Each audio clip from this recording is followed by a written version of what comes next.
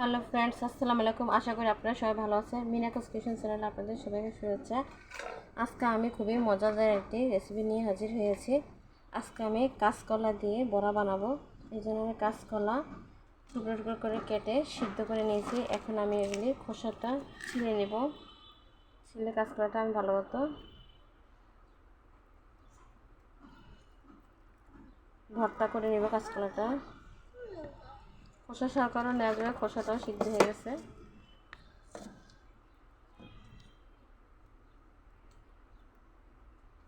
কাঁচকলা দিয়ে এরকমভাবে বড়া বানিয়ে খেতে অনেক সুস্বাদু মজা লাগে,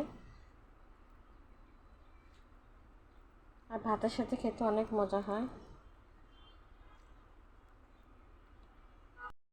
নিয়েছি আমি কাঁচামরিচ নিয়েছি, পেঁয়াজ নিয়েছি। কাঁচকলাটা আমি ভর্তা করে নিচ্ছি।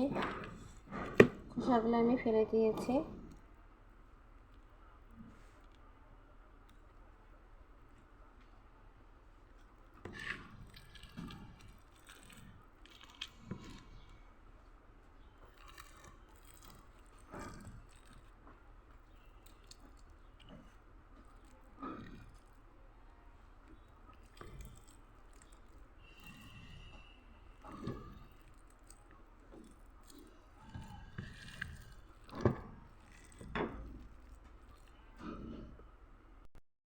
আমি এর সাথে দিয়ে দিব 3 চামচ পরিমাণ বেসন,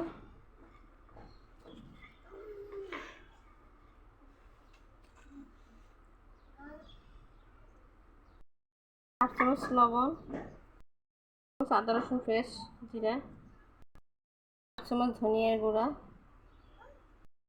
8 চামচ হলুদ গুঁড়া। এখন সবগুলো উপকরণ ভালো মতো মেখে নিব। সামান্য পরিমাণ একটু পানি দিব ভালো মতো মাখার জন্য। বেসনটা যাতে শুকনা,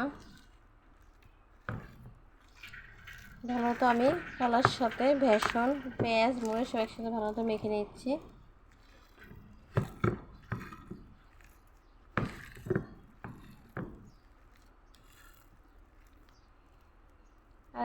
আর একটু পানি দিয়ে নেব আমি।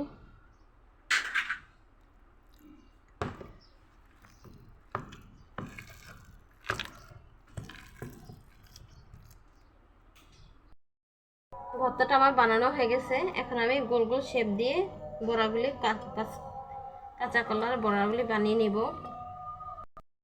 একটা ফ্রাই প্যান বসিয়ে দিয়েছি আমি। এখন এর মধ্যে সয়াবিন তেল ঢেলে দিচ্ছি পরিমাণ মতন। আমার রেসিপিগুলি যদি আপনাদের ভালো লাগে থাকে তাহলে অবশ্যই লাইক ও সাবস্ক্রাইব করে দিবেন।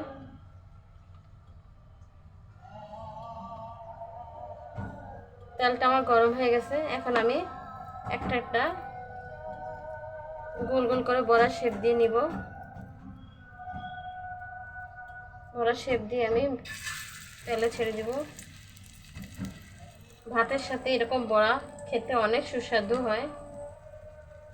ভাত, বড়া আর ডাল অনেক মজা লাগে।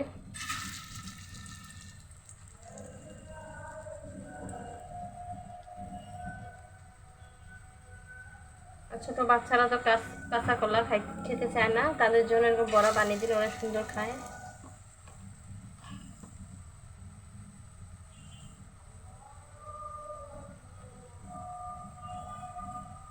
সবগুলি আমি গোল গোল করে দিয়ে দিব।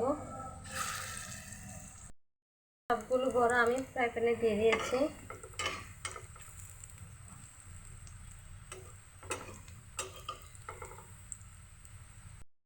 যেগুলো এক পাশ হয়ে গেছে আমি যেগুলো এক পাশ হয়েছে উল্টে দিচ্ছি।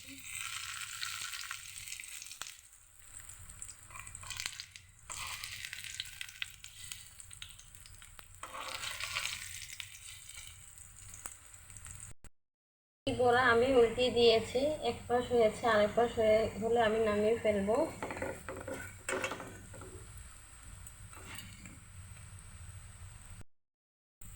কাঁচকলার বড়াগুলো আমার তৈরি হয়ে গেছে। এখন নামিয়ে ফেলবো চুলা থেকে। একটা নাস্তা প্লেটে আমি কাঁচকলা বড়াগুলি সার্ভ করে দিয়েছি। কাঁচকলা বড়াগুলি খেতে যেমন সুস্বাদু হয়েছে, দেখতে যেমন আকর্ষণীয় হয়েছে। আজকে পর্যন্তই, সবাই ভালো থাকবেন।